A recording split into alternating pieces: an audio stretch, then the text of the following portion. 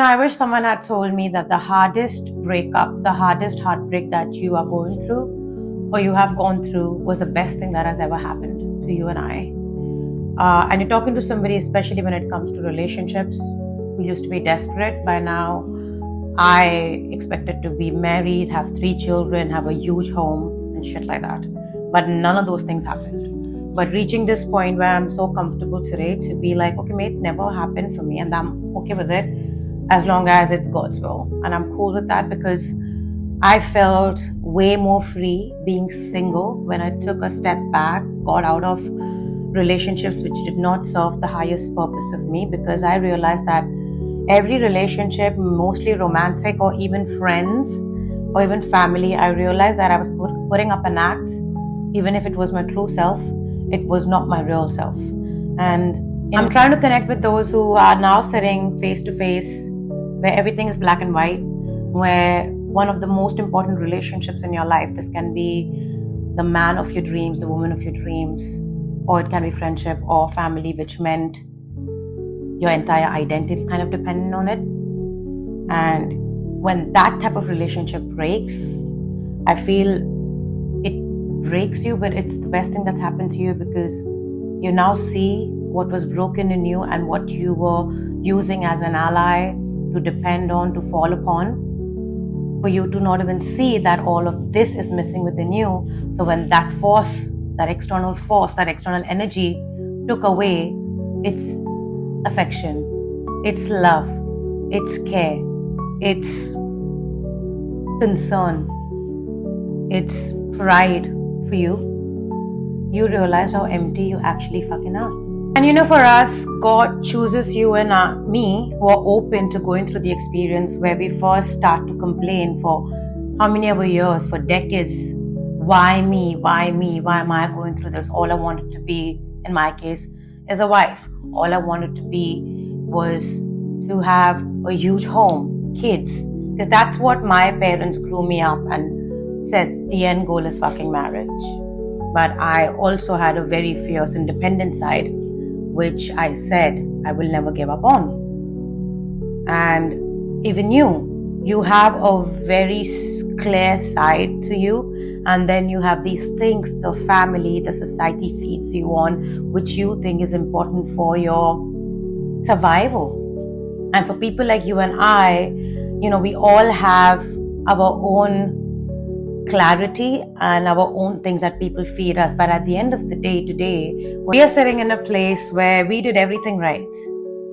And we followed the norms. We followed the things that we thought we needed, we wanted.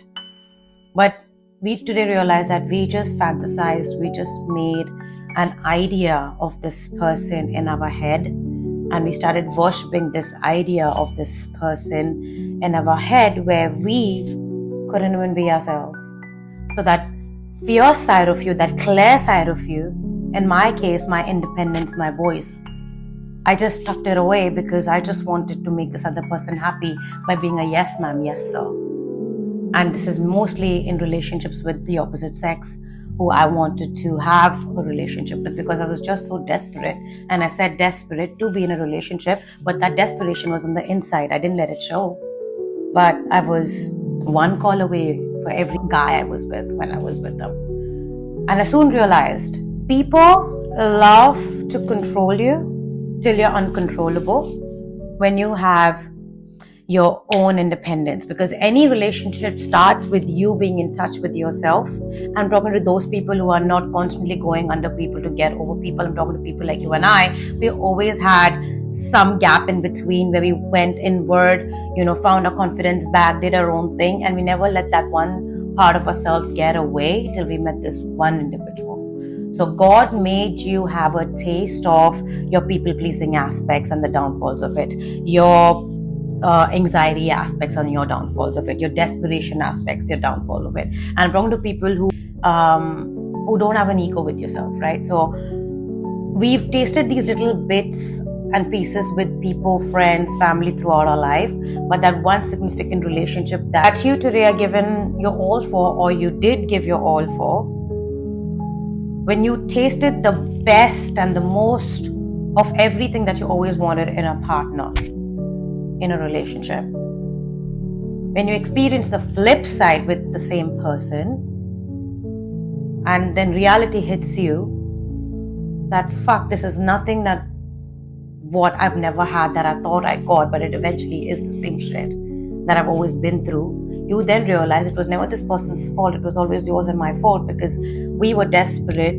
to make believe, to make something happen with somebody else who was always the product of the society that we've always dated, we've always been friends with, we've always had an intimate relationship with. And I'm talking about especially relationships which is romantic, at least for women and men who connect. And without getting too deep into the whole healing aspects of it, I've made multiple videos on that. What I'm trying to say is, when you come out on the other side, you now have a very different perspective of what you always wanted. Now you don't have the same dreams. Now you don't have the same type in men or women. Now you don't have the same type, same expectations. And people normally say, oh, you've changed. How did you just become this and that? It's not that. It's just that when you've already seen the best and the worst with that one person in that multiple situations that happened that broke the last straw for you, and when they ill-treated you, when you were only trying to please them, but they treated you right in the beginning when you had your own, a lot of perspectives start to come back into place, and you finally start taking accountability that he or she was just your test, was just a snake, but the real test was for you. Because one thing that you and I today can sit and help people around us understand is because we went through a phase, and these can be for decades, years, months, where you completely lost yourself, lost your voice. You couldn't even think for yourself, couldn't decide for yourself. You just wanted to sit back and been taken care of. You get so driven and deep in this relationship because you're so desperate for being that wife, for example. You just think that any Tom, Dick, Harry that you meet is going to fit that narrative that you have in your head of what you wanted. And you think by being submissive or being this way, you're going to get that. This applies for men too, like men who think like this, who always wanted to be the provider, have a wife who can hold the house down along with them and see women as a wife and not as somebody who is a burden, and you have ended up losing yourself and doing all these things for a woman who never expected you to be hers till the end. She may use you as a cash cow or a sex slave, but at the end of the day, you think while the sex is great and she's moaning and groaning for you, everything is hunky-dory. So the situations look very different, but at the end of the day, today I'm talking to men and women who couldn't think and talk for themselves or couldn't just be themselves in this entire fucking relationship. Today, there are men and women like you and I who ended up making someone so important in our life because we fell an idea and we romanticized the idea of having a husband, of having a wife. This can also be having a best friend, having whatever you've romanticized, but predominantly in romantic relationships. The romanticization of someone being a be-all and end-all fogs our vision of what is actually happening. And while we think that if we are a yes ma'am, yes sir, people pleaser way, while they like it in the beginning, that also starts to irritate them by the end of it, because then they see that we don't have a backbone for ourselves, and people who don't have backbone for themselves are not fucking respected. And love is not everything. At the end of the day, the other person may still love you, but they also may just love the idea of you. There's a proper relationship, didn't work out because they saw you losing your whole entire self in this relationship while they were never in the relationship anyways. And while they were never in the relationship anyways, they enjoyed your people-pleasing aspects, And then when it came to a point where it got a bit serious or whatever it may be, one fine day they woke up and they didn't like that aspect of you. And they started to run away from you, hide away from you, make you feel like you're a fucking untouchable, while you are being the same submissive man or a woman that they once felt that they hit a jackpot, but now they detest you because they think you're weak. And while this person is thinking that you're weak, they're getting turned off by you because you are bending backward for them while they're not moving an inch for you anymore. And nobody starts out mean, right? So nobody starts out mean, but they become mean after a certain point in time, especially when they see that you don't have a say for yourself. And when they start to reject you, you don't even have your own self to catch you because you have lost yourself and you're in the dark hole where you are trying to pull yourself out while they are not even holding your hand and nobody is on the other side for you. If anything, they're just hating the fact that you're so available to them. And that's when you realize that there is no relationship. And that's why in many situations, people say, oh, I always knew he was going to walk out on me, or I always knew she was going to walk out on me. It's normally the people who then take a break and don't jump onto a relationship, but actually spend some time with themselves, because you and I are actually mourning the relationship, but we're not mourning the relationship from a perspective where we lost this person, because when we start finding that pieces of our soul, our spirit, everything that we lost energetically back, which can be 10 years, 20 years, 10 months, 20 months, 30 years. When you really start to sit by yourself and all those lost years, your lost versions of you in different friendships, different intimate relationships, this relationship, when you start bringing that self back, heartbreak doesn't hit you the same the way it's hitting you right now as you watch me. You're gonna feel different. And instead of you today, like you and I both have been victims of, where we felt bad about something ending and we made ourselves the victim, when we took time to just go cold turkey with dating, friendship, any close relationships, because we really had to do some damage control, because people do damages and they leave and they start a brand new life playing the husband, the wife, like nothing ever fucking happened. But then there are people that they have damaged, that you and I are carrying those damages for years. But those damages today have become a battle scars. Today, from those battle scars, it has become a testimony, and that shaped our character today.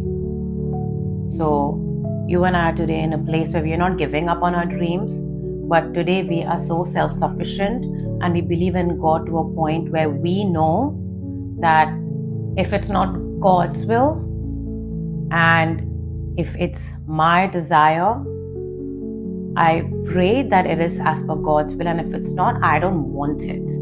Because when I try to shape my desire and follow my ego and then make it God's will, God will show you number of ways before He hits you with the fact that this is not the person for you.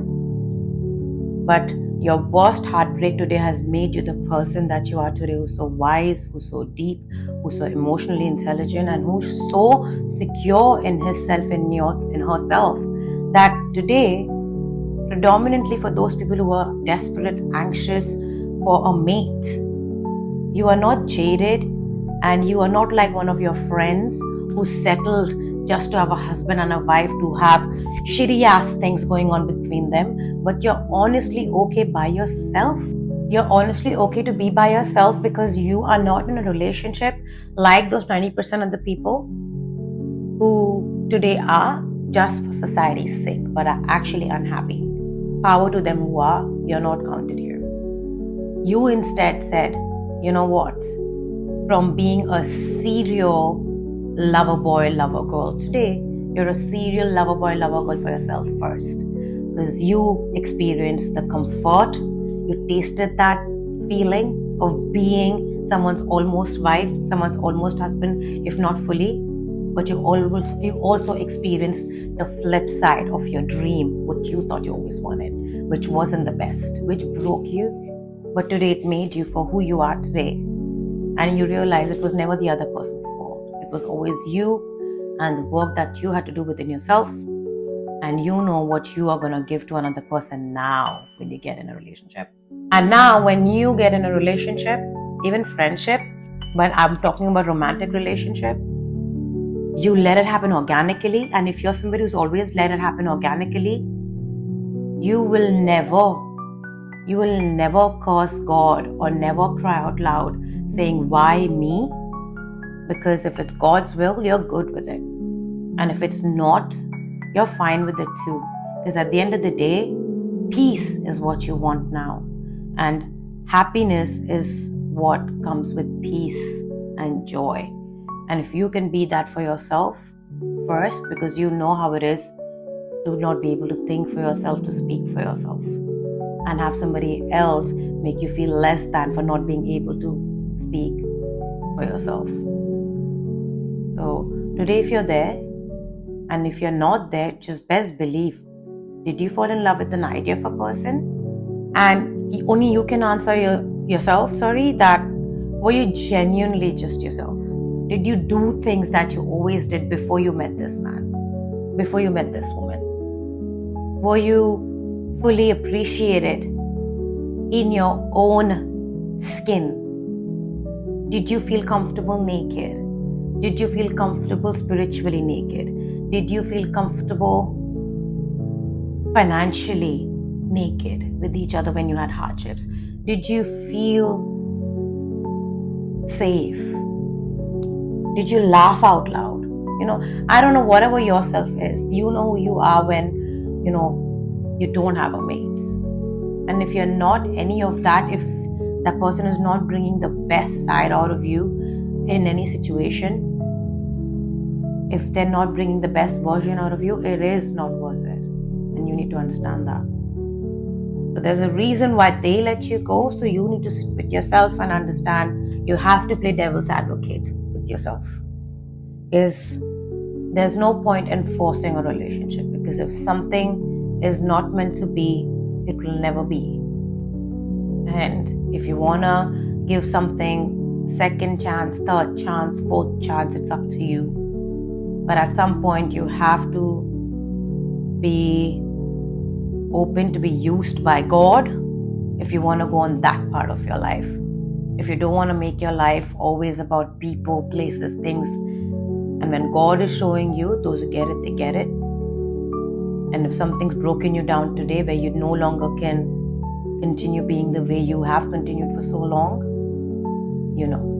only you can save yourself, because at the end of the day, nobody is coming to save you. And at the end of the day, if you want to finally stop asking God, why me? Show God, why not you then? Because if you're not going to learn, and if you're going to not see the damages that this person has done, and if you're going to keep your rose-colored glasses on, then you're never going to learn. And it's okay to lose people, because at the end of the day, I'm talking to those people who have been through those kind of relationships where you didn't think you would come out of it, but your hardest relationships have given you the best blessings in your life today, or you're on your way towards the best blessing and your paradise.